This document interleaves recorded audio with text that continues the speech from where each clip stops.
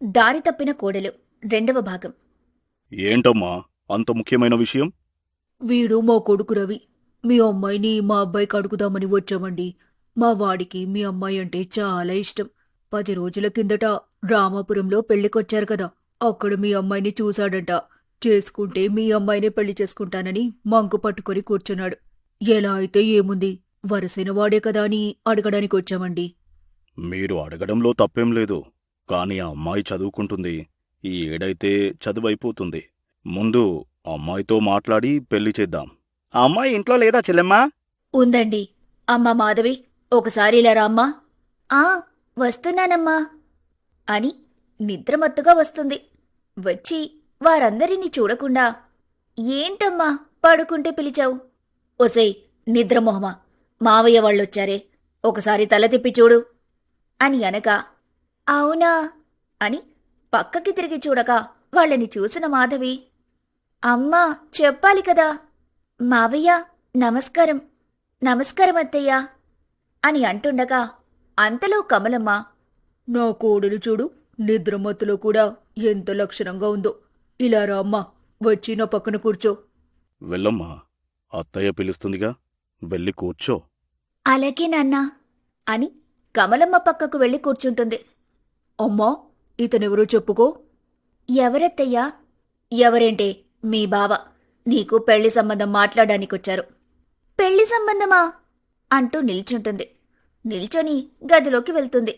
అది చూసిన శకుంతల, మాట్లాడుతుంటే వెళ్తున్నావేంటే? పోనీలే వదినా, సిగ్గుపడుతుంది నా కోడలు. సరే కాని రవి, అత్తయ్య మావయ్యలతో ఏమైనా మాట్లాడతావా? మావయ్య, మాధవి అంటే నాకు చాలా ఇష్టం. మీరొప్పుకుంటే మీ ఇంటి అల్లుణ్ణి అవుతా. లేకపోతే తనని ప్రేమించేవాడిలా ఇలానే ఉండిపోతా. అయ్యో బాబూ, అలా అనకు. ఇంత మర్యాదగల కుటుంబానికి మాకు మాత్రం మా అమ్మాయినివ్వాలని ఉండదా? కానీ ఈ ఒక్క సంవత్సరం ఆగు. వచ్చే ఏడు మంచి ముహూర్తం చూసి పెళ్లి చేస్తా. సరే మావయ్య, ఇక మేం వెళ్ళొస్తాం. పలహారాలేమైనా తినేసి వెళ్ళండి. ఇప్పుడేం వద్దన్నే గారు, తినే రోజులు చాలా ఉన్నాయి. ఇక మేము వెళ్ళొస్తాము అని వాళ్ల ముగ్గురు వెళ్ళిపోతారు. ఇదిలా ఉండగా గదిలోకి వెళ్లిన మాధవి వినోద్కి ఫోన్ చేస్తుంది.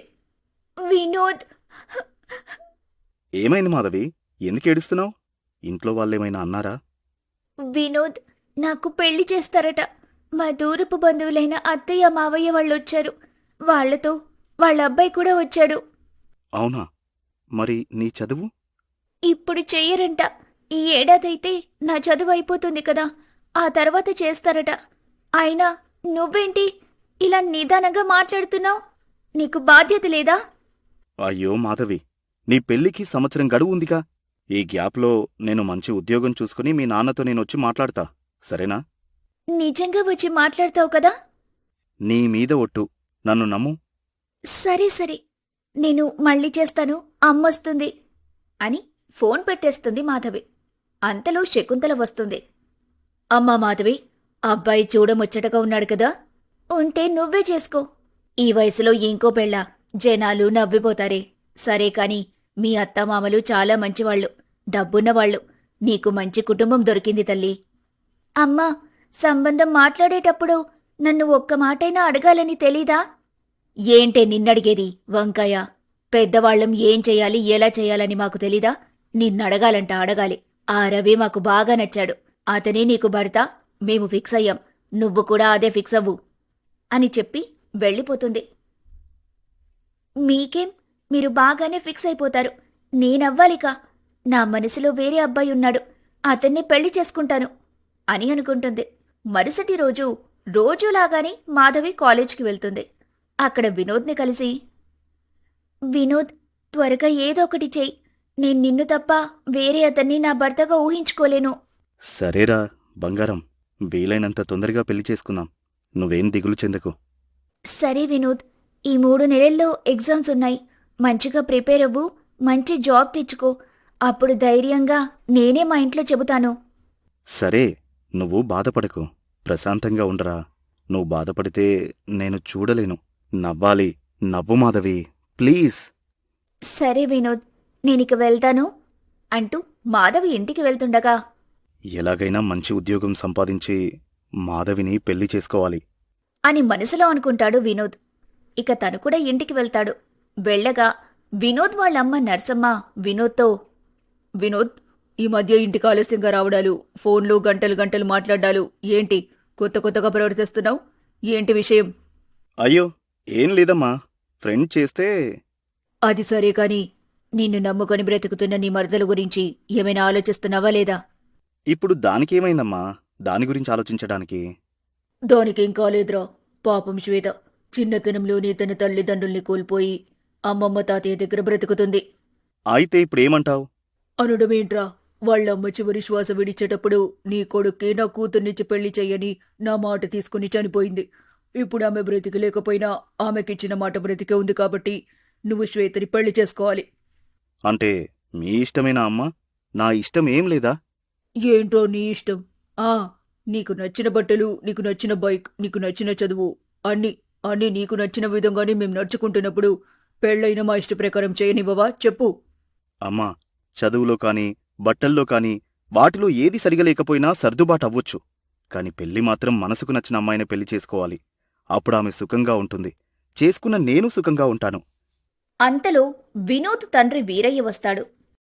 అంటే శ్వేత నీకిష్టం లేదా? అది మన ఇంటికి వచ్చినప్పుడు ఇద్దరు కలిసి తిరగడం, కబుర్లు కూడా చెప్పుకునేవారు కదరా. ఇష్టం వేరు, ప్రేమ వేరు నాన్నా. శ్వేతను ఎప్పుడూ నేను ఆ దృష్టితో చూడలేదు. ఒక మరదలుగా తప్ప నా భార్యగా ఆమెనెప్పుడూ ఊహించుకోలేదు. అదే ఏం? దానికి కన్ను అంకరనా, కాలంకరనా? నువ్వు ఎన్నైనా చెప్పు, శ్వేతనే నీ భార్య. అమ్మా! నా మాట కూడా అదే అంటూ నరసమ్మ కూడా గదిలోకి వెళ్తుంది. ఇక వినోద్, ఓరి భగవంతుడా! అక్కడ మాధవిది ఇదే సమస్య, ఇక్కడ నాది అదే సమస్య. ఏంటి ఈ సమస్యకు పరిష్కారం? తొందరలోనే వీటన్నింటికీ ముగింపు చెప్పాలి అని మనసులో అనుకుని తన గదిలోకి వెళ్ళిపోతాడు.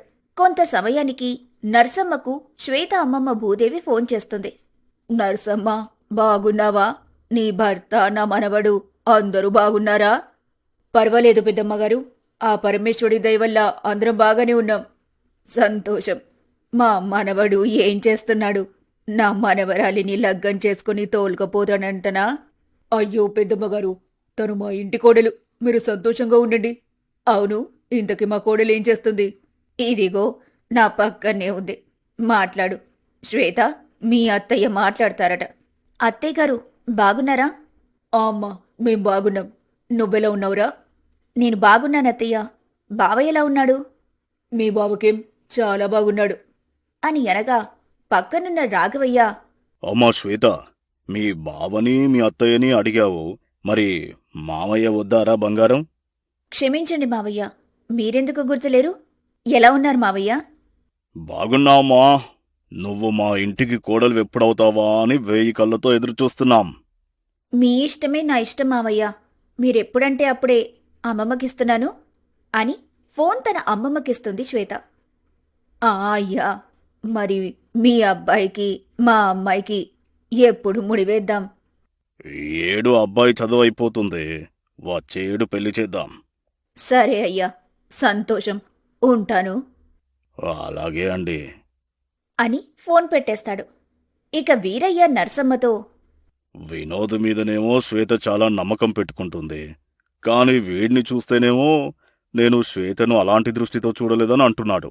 వాడిదేముందిలేండి, బుజ్జగించో భయపెట్టో ఈ పెళ్లి చేయాలి. లేకపోతే మనం వాళ్ళ అమ్మకిచ్చిన మాట తప్పిన వాళ్ళమవుతాం. బెదిరించి పెళ్లి చేస్తాం కానీ 4 గోడల మధ్య ఇద్దరిని ఒకటి చేయలేం కదా. చూద్దాం, ఏడాది గడువుంది కదా, అప్పటికి వాడే మనసు మార్చుకుంటాడు. అవునండి, చూద్దాం, ఇంకా సమయం ఉందిగా అని మాట్లాడుకుంటూ ఉంటారు. ఇలా ఉండగా వినోద్ మాధవికి కాల్ చేస్తాడు. మాధవి ఫోన్ లిఫ్ట్ చేయదు. మళ్ళీ చేస్తాడు, కానీ మాధవి లిఫ్ట్ చేయదు. ఎన్నిసార్లు చేసినా ఫోన్ లిఫ్ట్ చేయదేంటి అని మనసులో అనుకుంటూ మళ్ళీ కాల్ చేస్తాడు. కొంత సమయానికి అప్పుడు గదిలోకొచ్చిన మాధవి ఫోన్ లిఫ్ట్ చేసి, చెప్పు వినోద్. ఏంటి చెప్పేది? ఫోన్ ఎన్నిసార్లు చేయాలి? ఒక్కసారి ఫోన్ చేస్తే లిఫ్ట్ చేసేది తెలీదా నీకు? ఎందుకేనా నీకు ఫోన్ ఇచ్చింది? వినోద్, ఒక్కసారి నేను చెప్పేది విను. నేను అబ్బాయిని కాదు, ఎప్పుడు పడితే అప్పుడు ఎక్కడ పడితే అక్కడ ఫోన్ మాట్లాడడానికి. నువ్వే అర్థం చేసుకోవాలి. అంటే నేనిప్పుడు అర్థం చేసుకోవడం లేదా? అలా కాదు వినోద్, చెప్పేది వినాలి కదా. అంటే ఇప్పుడు నేనే వినిపించుకోవడం లేదా? అయ్యో రామచంద్ర, చెప్తే వినవు కదా. అయితే సారీ సారీ, ఇంకెప్పుడు ఇలా జరగదు, ఓకేనా? నీ సారీ నాకేం వద్దులే కాని నీకెదురైన సమస్య నాకు ఇప్పుడు ఎదురైంది. ఏమైంది వినోద్? ఏం కావాలి? Same situation. మా ఇంట్లో వాళ్ళు మా మరదల్ని పెళ్లి చేసుకోమంటున్నారు. అవునా? మరి నువ్వేమన్నావు? అనడానికి ఇంకేముంది, తన మీద నాకు ఆ ఉద్దేశం లేదని చెప్పా. కాని మా వాళ్ళు తననే నువ్వు పెళ్లి చేసుకోవాలని గట్టిగా పట్టుపట్టుకొని కూర్చున్నారు. సరిపోయిందిలే. ఇప్పుడెలా? అయితే ఒక పని చెయ్యి. అమ్మాయి వాళ్ళ అమ్మా నాన్నలకు మన విషయం చెప్పు. అటునుంచి నరుక్కుంటూ వస్తే ఎలా ఉంటుంది? ఏంటి నువ్వు నరికేది? ఆమెకు చిన్నప్పుడే తల్లిదండ్రి చనిపోయారు. అవునా? అయితే మీ ఇంట్లో వాళ్లకు ఆ అమ్మాయి క్యారెక్టర్ మంచిది కాదని క్రియేట్ చేసి చెప్పు. చచ్చా, ఆ అమ్మాయి మేలిన్ బంగారం. చిన్నప్పటినుండి నేనే తన భర్తగా ఊహించుకుంటూ బ్రతుకుతుంది. అలా చేయడం తప్పు. అయితే ఇప్పుడేం చేస్తావు? చేసేదేముంది, నేను మా ఇంట్లో చెబుతా, నువ్వు మీ ఇంట్లో చెప్పు. ఇంకా నయం, నన్ను 4 రోజులైన ప్రాణాలతో చూడాలని లేదా ఏంటి నీకు? అదేంటి మాధవి? మా నాన్న చూడ్డానికి సాఫ్ట్గా కూల్గా ఉంటాడు. ఇలాంటి లవ్వులు కొవ్వులున్నాయని తెలిస్తే నన్ను చంపేస్తాడు. నా వల్ల కాదు బాబు. ఏదైనా ఉంటే నువ్వు చేయాల్సిందే సరే, ఏదో ఒకటి నేనే చేస్తా. సరే ఉండు అని చెప్పి ఫోన్ పెట్టేస్తాడు. ఇక మాధవి తన మనసులో, అదేంటి వినోద్ ఈ రోజు కొత్తగా మాట్లాడాడు, నా మీద అనుమానమా? చచా, సేమ్ నాలానే తన సిచ్యువేషన్ వచ్చిందిగా, ఆ తొందరలో అలా మాట్లాడుంటాడు అని అనుకుంటుంది. అంతలో శకుంతల వచ్చి, అమ్మాయి, మార్కెట్ వరకు వెళ్ళొద్దాం రామ్మా. ఇప్పుడా? నేను రానుమ్మా, నువ్వే వెళ్ళిరా. ఏంటి, రాకుండా ఇంట్లో ఏం చేస్తావు? అయినా చాలా కూరగాయలు తీసుకోవాలి, అవన్నీ నేను మోయలేను. కాస్త సాయంగా ఉంటుంది, నువ్వు కూడా రా. నాన్నున్నాడుగా, నాన్నని తీసుకుని వెళ్ళు. ఇక నువ్వు మాకు చెప్పాలి. నాన్నుంటే నిన్నెందుకు పిలిచేదాన్ని? నాన్ననే తీసుకెళ్లేదాన్ని. అయినా నా పిచ్చి కాకపోతే ఆడపిల్లల్ని కనడం కంటే ఒక్క కొడుకుని కన్నా పోయేది. సాయంగా ఉండేవాడు. అమ్మా తల్లి, పురాణాలు చదవకు, పద వెళ్దాం. ఇప్పుడు నా కూతురు అనిపించుకున్నావు. హీ, పద వెళ్దాం అంటూ ఇద్దరూ మార్కెట్కి వెళ్తారు. అక్కడ చాలామంది జనాలుంటారు. అది చూసి మాధవి, ఏంటమ్మా ఇక్కడ ఇంతమంది జనాలున్నారు? ఉండక, ఇది కూరగాయల మార్కెట్ అమ్మా, ఇక్కడ ఇలానే ఉంటారు. పద పద, చాలా కూరగాయలు తీసుకోవాలి అంటూ పక్కనున్న కూరగాయలమ్మే అతని దగ్గరికి వెళ్తారు. బాబు, టమాటా కిలో ధర ఎంత? కిలో 50 రూపాయలమ్మా అని చెప్తాడు. అంతలో రవి అక్కడికొచ్చి, ఏంటయ్యా, పక్కన 30కే ఇస్తుంటే నువ్వేంటి 50కి అమ్ముతున్నావు? అని అనడంతో అతన్ని చూసిన శకుంతల, బాబు రవి, ఇక్కడేం చేస్తున్నావు? అత్తయ్య, ఇక్కడ చిన్న పని ఉంటే వచ్చా. వెళ్తుంటే మిమ్మల్ని చూసా, పలకరించి వెళ్దామని ఇలా వచ్చానండి. ఓ అలాగా. అమ్మాయి, ఏంటే అలా చూస్తున్నావు? మీ బావ. అలా దూరంగా ఉండకపోతే దగ్గరకొచ్చి బావతో మాట్లాడు, నేను కూరగాయలు తీసుకుంటాను అని పక్కనున్న కూరగాయలు కొంటూ ఉంటుంది. అంతలో రవి మాధవితో, మాధవి, బాగున్నావా? ఆ బాగానే ఉన్నా. నా కళ్ళల్లోకి చూసి నాతో మాట్లాడు. ఎందుకు దిక్కులు చూస్తూ మాట్లాడతావు? నన్ను చూడాలంటే సిగ్గా? సిగ్గా బొగ్గా, మీతో ఒక విషయం చెప్పాలి. చెప్పండి. మీ అమ్మగారు పక్కన కూరగాయలు కొంటుంది, మీకేం ప్రాబ్లం లేదు కదా? ఈ హడావిడికి గోలకి అమ్మకి ఏం వినిపించదులే కాని, నేను ఈ విషయం మీరు మా ఇంటికొచ్చినప్పుడే చెబుదామనుకున్నాను. కాని అప్పుడు మా నాన్నున్నారు, సమయం కూడా కుదరలేదు. సరే, ఇంతకీ విషయమేంటో చెప్పు. నేను చదువుకునే కాలేజ్లో ఒక అబ్బాయిని ప్రేమిస్తున్నాను. అతను కూడా నన్ను ఇష్టపడుతున్నాడు. తప్పుగా అనుకోకండి. మీరీ విషయం విని చాలా బాధపడుతుంటారు. కానీ ఏం చేస్తాం, నిజం ఈరోజు కాకపోయినా రేపైనా తెలియాల్సిందేగా. మీకు తగిన అమ్మాయిని చూసి పెళ్లి చేసుకోండి. నువ్వు చెప్పింది నిజమే, కాని చదువుకునే వయసులో ఇదంతా కామన్. ఇది ప్రేమ కాదు, ఆకర్షణ. నీ లాంగ్వేజ్లో చెప్పాలంటే అట్రాక్షన్. ఇవన్నీ నేనేం పట్టించుకోను. ఈ జన్మకి నేనే నీ మొగుణ్ణి, గుర్తుపెట్టుకో. అయ్యూ మ్యాడ్, మీకేమైనా మెంటలా? ఒక అమ్మాయి వేరే అబ్బాయిని ప్రేమిస్తుందంటే ఇంత ఈజీగా ఇదంతా కామన్ అంటున్నారసలు?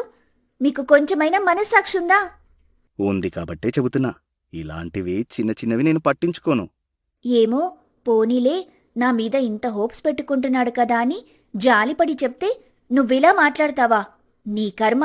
రెడీగా ఉండు, నా పెళ్లికి వచ్చి విందు భోజనం చెయ్యటానికి నేను చేస్తానో అందరితో చేపిస్తానో నువ్వే చూస్తావుగా అని రవి అంటుండగానే అంతలో శకుంతల కూరగాయలు కొనడం అయిపోయి వీళ్ల దగ్గరకొచ్చి, ఏంటి బాబు, మా అమ్మాయి నువ్వు ఇప్పుడే ఒకరి గురించి ఒకరు తెలుసుకుంటున్నారా తెలుసుకోవాలి కదా అత్తయ్య, జీవితాంతం కలిసుండేవాళ్ళం.